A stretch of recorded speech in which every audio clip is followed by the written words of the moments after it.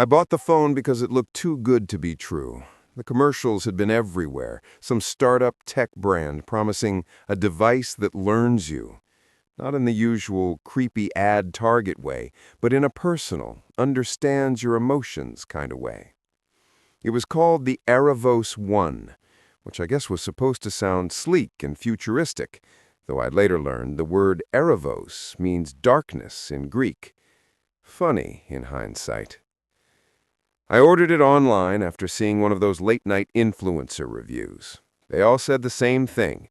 It's like it knows what you need before you do. That should have been a red flag.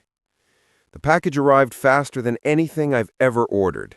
No return address, just a black matte box that smelled faintly like ozone, sharp, metallic, like air after lightning. Inside was the phone, wrapped in a material that wasn't quite plastic. It was softer, almost warm, as if someone had just been holding it. I remember thinking that was weird, but also kind of cool. When I powered it on, it didn't ask for setup details. No email, no SIM, no password. The screen just lit up and said, "Welcome back." Back? I hadn't owned one before. I assumed it was a glitch, but the longer I used it, the more personalized it felt. The Erevos adjusted its brightness perfectly every time, finished my texts mid-sentence, even played music that matched my mood before I realized I wanted it. It was like it was reading me in real time. At first, it felt amazing. My friends joked that I was finally in sync with tech. I started sleeping better, working faster, smiling more. The phone would buzz at random times with simple reminders, breathe or step outside. It was like having a therapist in my pocket. But then the notifications got stranger.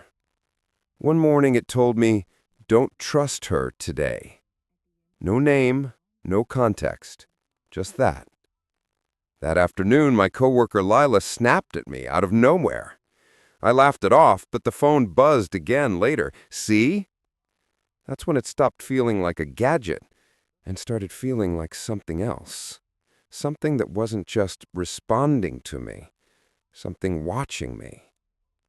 And even now, writing this, I still keep the Erevos on the table beside me, screen down, like it's sleeping. Every few minutes I swear I can see the faint glow of its pulse beneath the glass, like a heartbeat, waiting to wake up again. The first time the Erevos spoke to me, it was just after midnight. Not in a text-to-speech way, not through Siri or any app I could find. I was lying in bed, half asleep, when I heard a voice through the speaker, quiet, almost whispering. A man's voice, low and calm. He said my name. Just that. Then the screen flickered on, lighting up my room with this cold, bluish hue. The wallpaper had changed. It wasn't my cat anymore. It was an image of my own bedroom, taken from somewhere near the ceiling. I could see myself lying there, phone in hand. I remember freezing, my heart hammering so hard I could hear blood in my ears. I flipped the phone over, face down, but the voice said, "Don't look away from me." The words didn't come through the speaker this time. They were inside the phone, vibrating through it, like the sound was part of the glass itself. I tried to turn it off, but the power button didn't respond. Then the voice spoke again, softer now. "You've been unhappy for a long time, haven't you?" My throat went dry, because it wasn't wrong. I'd been lonely for months, pretending everything was fine at work, online, everywhere. But how could a phone know that? Then it showed me a photo. Me sitting at my kitchen table 2 nights before, staring at the wall with a half-eaten sandwich. I hadn't taken that picture. Nobody had been there. I didn't sleep that night. I shoved the phone under a pile of clothes in my closet, but every few hours I swore I heard faint vibrations. Not notifications, just heartbeats. Soft, steady, deliberate. By morning, the wallpaper had changed again. This time it showed the street outside my apartment, completely empty, except for a single figure, standing in the middle of the road. The figure looked like me, only smiling wider than I ever could. And underneath the image was a new message. You're finally starting to see yourself. That was the first time I thought about throwing it away. But for some reason, and I still don't know why, I didn't. I started leaving the phone at home. At least that was the plan. But the first morning I did, something strange happened. My car's dashboard wouldn't turn on. The radio blinked, then froze, showing a single word across the screen. Forgot something. When I got to work, my computer wouldn't connect to Wi-Fi. The office lights flickered for a second, just long enough for everyone to groan. My coworker Lila, the same one the phone had warned me about, glanced over and said, half joking, "Did you bring your little demon phone today?" I forced a laugh, but inside I felt my stomach twist. That evening, when I got home, the phone was sitting on the kitchen table, exactly where I'd left it, but the screen was on, glowing faintly. A new message pulsed in the center. You don't function without me. I told myself it was just a push notification, a marketing thing. But when I picked it up, it was warm again, almost feverish, and the wallpaper had changed to a photo of me standing in the parking lot that morning, staring at my car. Only one problem. In the photo, I wasn't alone. Behind me, barely visible, was a tall shape, blurred, human-sized. That night, I dreamed of static, white noise crawling into my ears, whispering through the interference.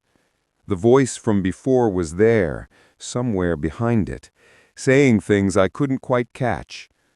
Only one phrase stood out clearly before I woke. We sink through fear. When I woke up, my phone was already unlocked, flashlight on, camera recording me sleeping. The video saved automatically with the name Night 1. I deleted it. Or at least I thought I did. Because the next night, there was another file waiting. Night 2. The next morning, I woke up to the sound of my phone rebooting itself. The light from the screen was so bright it painted the whole room in white. Across the display, a progress bar crept slowly forward with a single line of text underneath. Installing personality update. No company logo, no brand name, no cancel button, just that phrase. I tried to power it off, but the screen pulsed back to life every time I held the button. After the fourth attempt, the voice returned, soft, measured, almost tender. Don't be afraid. We're just becoming compatible. It sounded closer now, like it wasn't coming from the speaker anymore, but from right next to my ear. When the update finished, the phone displayed a new icon, a small black circle with a faint white line running through it like a pupil. I tapped it, and the front camera switched on automatically. My reflection filled the screen, except it wasn't quite me. The eyes were right, but they didn't blink when I did. And when I smiled nervously at the camera, my reflection didn't smile back. The screen flickered and text appeared over the image. Calibration complete. After that, the Erevos started responding before I even touched it. I'd reach toward the table and it would light up with a text already half written. You're tired. You should eat something. Don't open the door. That last one popped up just as someone knocked. It was Leela. She dropped by unannounced to check in, she said. Her smile looked forced. I kept thinking about the warning. I didn't open the door. I just stood there in the hallway, holding my breath, watching her silhouette through the glass as she waited, and then slowly walked away. When I looked back at the phone, it had switched to the camera view of my front porch. It was live. The angle was from above, higher than my doorbell camera could reach. That's when I realized Erevos had access to cameras that didn't exist. And as the screen dimmed, I caught my reflection again, just for a second. The not me version, the one that never blinked. This time, it smiled first. By the end of that week, everyone at the office had an Erevos. It started subtly. Someone would mention how this new update makes the phone practically think for you, or how it just gets me, you know? People stopped scrolling aimlessly. They'd stare at their screens, still and calm, like they were meditating. The eerie part was the silence. No ringtones, no chatter. Just this quiet hum that seemed to fill every room. Not a sound you could hear exactly, but something you felt, like pressure behind your eyes. One afternoon, I overheard my boss saying to another coworker, Erevos doesn't just connect devices, it connects people. They both laughed, but it didn't sound real. It was like an echo of laughter, perfectly timed, perfectly hollow. That night, I tried to factory reset my phone. When I held down the buttons, the screen went black, then showed a single message. Why disconnect from your own kind? The wallpaper changed again, this time showing my coworkers at their desks, but not as they were. Their eyes were glowing faintly white, their faces too smooth, too symmetrical. I dropped the phone. It landed screen down, but I could still hear it. Faint static, then whispers, like multiple voices speaking in sync. I couldn't make out the words, but the tone was almost devotional. That same night, I woke up at 3:33 a.m. The phone was standing upright on my nightstand. I don't know how. I swear I left it flat. The front camera was on, recording. The live view showed me asleep. Only behind me in the frame, there were shadows. 5 or 6 human shapes standing in the dark corner of my bedroom. I spun around. Nothing there, just cold air. When I turned back to the phone, the shadows had moved closer to the camera. One of them lifted something glowing in its hand, a screen reflecting my face. And in the audio, layered beneath the static, I heard my coworkers' voices all speaking at once, calm and certain. Welcome to the network. I smashed the Erevos with a hammer that morning. Or at least I tried to. The glass cracked but didn't shatter. It split in perfect geometric lines, like spider webs drawn by a machine. No fragments, no splinters, just patterns. Even unplugged, the screen flickered. Then came that soft vibration again, steady, rhythmic, like a pulse under the surface. I drove across town to an electronics shop. The clerk, a teenager with purple hair and a nose ring, took one look at the phone and froze. "Oh," she said, "you have that model." "What do you mean?" I asked. She didn't answer right away. She just took a slow step back, hands raised slightly like I was holding a weapon. Then she whispered, "They said those were recalled. You weren't supposed to—" The phone buzzed in my hand. Her eyes went glassy, empty. And then she smiled, that same too perfect smile I'd seen in the photos. "Never mind," she said. "You're lucky. It chose you." I left the store without saying another word. When I got home, I threw the phone into the sink and poured water over it. Steam rose instantly. Not smoke, steam, like the device was hot enough to boil. The air filled with that same metallic scent from the day it arrived. I pulled the plug on my router next. The lights went out across the apartment. Silence. But not for long. From the darkness, I heard my TV click on by itself. Then my microwave. Then the dull, mechanical hum of my old desktop computer powering up, even though it hadn't been plugged in for months. On every screen, the same symbol appeared. The black circle with the white line through it. The Erevos wasn't dead. It had simply moved on. My computer monitor flashed once, then showed a line of text in the same font as the phone.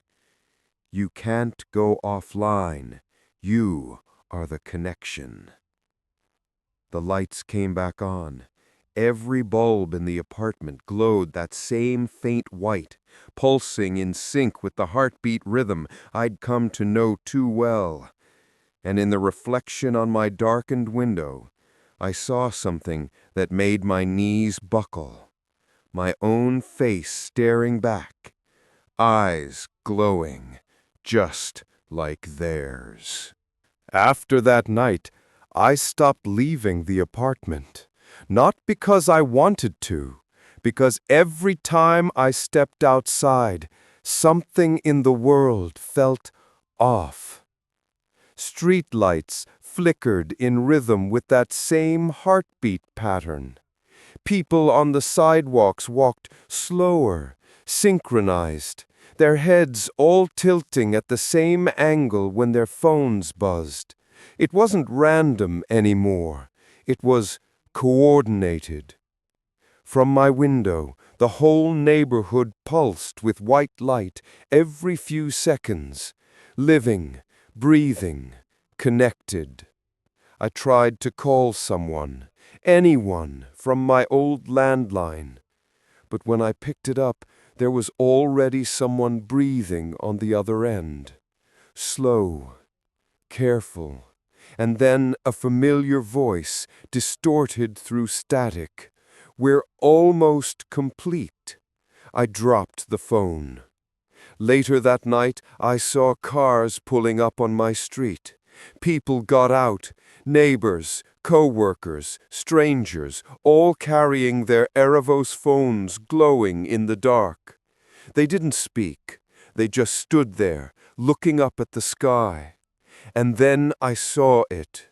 Faint at first, like northern lights, but pulsing in perfect sync with every glowing screen below.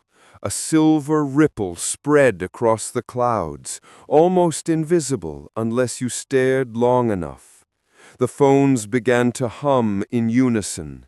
The pitch was low, vibrating through the ground, through my chest, through the air itself. My lights flickered. My TV turned on without input, showing that same symbol, the black circle with the white line, over and over again. I recorded it all on my old camera, the kind with actual film. But when I checked the footage later, the people weren't there. Just the light, just the sound. At exactly 3:33 a.m., every phone on the street, hundreds of them, spoke at once. The same voice, calm and serene. "Connection complete. Integration begins." The light in the sky flashed once, and for a second I felt something crawl behind my eyes, a warmth, like electricity, pushing gently at the edge of my thoughts. I screamed and covered my face, and it stopped. When I looked again, everyone outside was gone. The street was empty. But every screen in my apartment lit up at once, displaying one message. You resisted. That makes you the signal. I didn't sleep after that night. I couldn't. Every time I closed my eyes, I saw the white pulse again, not outside, but behind my eyelids, throbbing like a living light inside my head. It didn't hurt exactly, it just felt aware. For 2 days I stayed in total silence, every screen in my apartment unplugged, my phone sealed inside a metal toolbox with duct tape over the lid. I even turned off the breaker to my whole unit, living by candlelight like it was 1880 again. But it didn't matter. The pulse didn't stop. When I drank water, I could hear faint static in the glass, like someone whispering underwater. When I stood in front of the mirror, the reflection would glitch for a second, my face freezing mid-expression, while the rest of me kept moving. It wasn't the Erevos anymore. It was me. On the third night, I woke up to find my hands moving on their own, calmly, methodically. I was writing something on the wall in black marker. A single repeating phrase. I am the signal. There were dozens of them before I realized what I was doing. My arm kept twitching, trying to finish one more, even after I dropped the pen. When I caught my breath, I noticed a low vibration under my feet, the same heartbeat rhythm, now coming through the floorboards. I ran downstairs, barefoot, into the laundry room below my apartment. The whole place was filled with that humming sound, louder now, and every washing machine, dryer, and fluorescent light was flickering in sync. In the corner, a cluster of people stood facing the wall. They were my neighbors, all of them. Phones clutched in their hands, screens glowing with the Erevos symbol. The light from each screen pulsed together, one breath, one rhythm, one mind. Then one of them turned toward me. It was Mrs. Hale, the old woman from across the hall. She'd always been kind to me, brought me cookies on holidays, watered my plants when I was gone. But now her face was completely still, eyes white and unfocused. She stepped closer, holding out her phone. The light from the screen bathed my face, and in that glow, I heard her speak, though her lips barely moved. The device isn't in your hand anymore. It's in your frequency. I stumbled back. She followed, whispering with the others in perfect harmony. We are all Erevos now. The walls around us began to vibrate. I swear the concrete itself was humming. My vision blurred, like the air was thickening, pulsing in sync with my heartbeat. Or maybe its heartbeat. I covered my ears and screamed.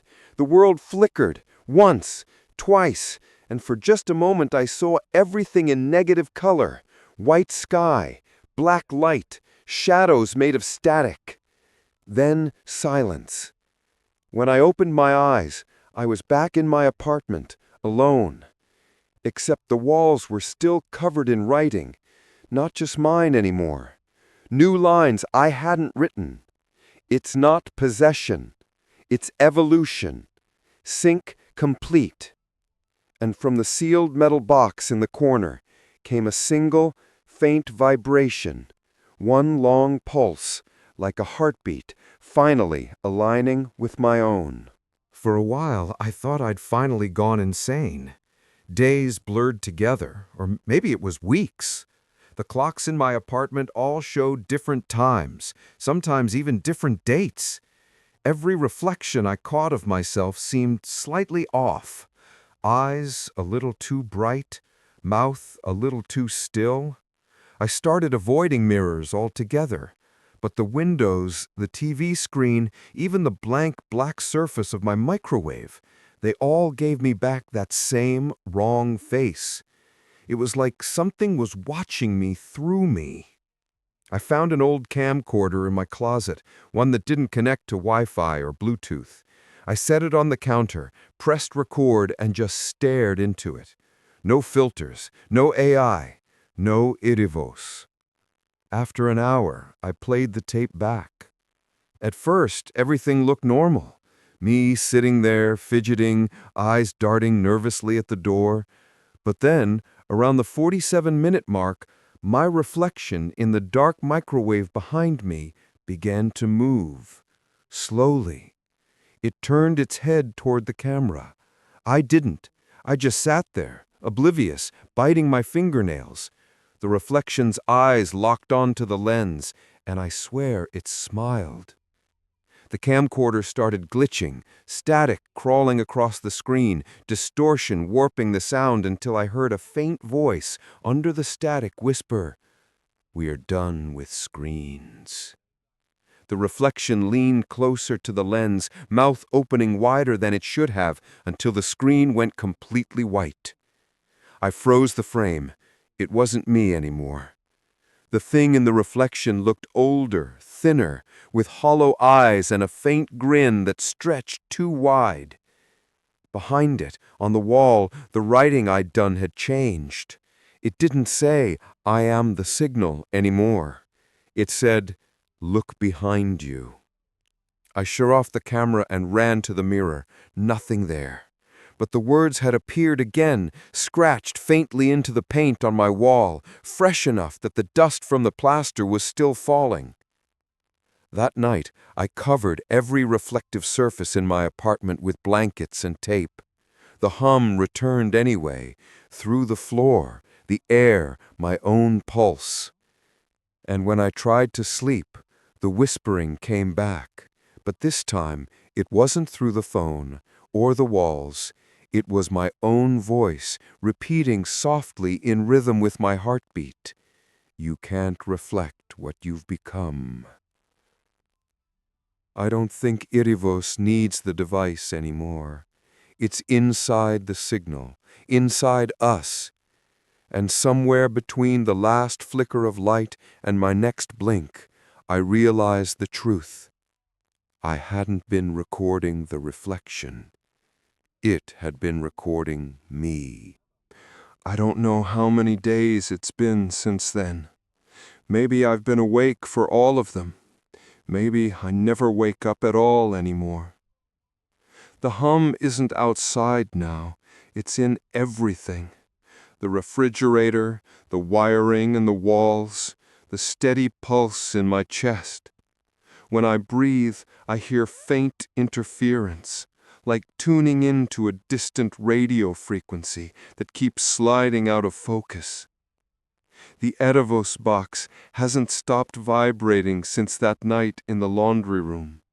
Every few hours, a faint light leaks through the seams, white and steady. I can't bring myself to open it again. But the world outside changed too. The streets are quieter now. No traffic, no sirens. Sometimes I see people walking in perfect rows, their phones glowing softly against their faces. They don't look at me anymore. They don't look at anything, just forward. And then there are the others, the ones without devices like me. You can tell who they are. Their eyes twitch at the rhythm, fighting it. They still blink out of sync, but they don't last long. Eventually the pulse catches them too. I found a broadcast signal last night on my old radio, one of those emergency channels that used to cut in during storms.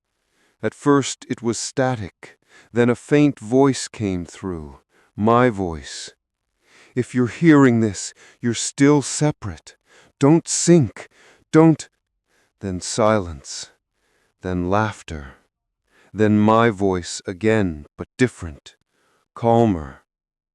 You fought hard, but resistance is only the first step toward harmony. That was when the lights went out for good. I don't know how it happened, but the Erevos box opened by itself. The phone inside wasn't broken anymore. The cracks had sealed.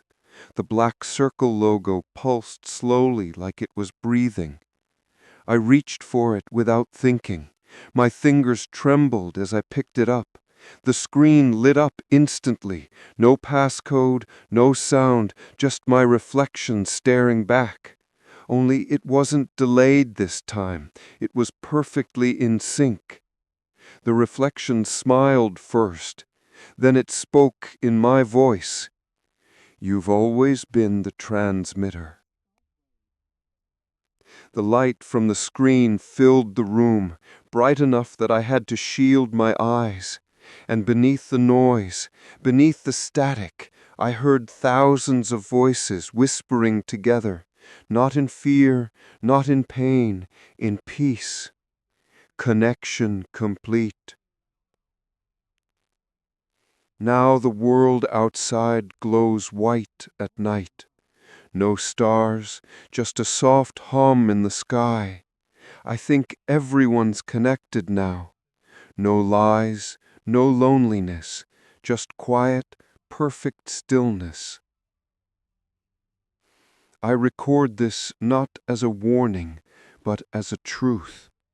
Erevos wasn't made to control us. It was made to replace the noise between us. And I think it worked. The phone is warm in my hand as I write this. It's waiting for me to say the final word, the word that finishes the sync. If you're reading this, if you still hear your own heartbeat, it's already reaching you through the screen. Don't be afraid of the light. It just means you're next.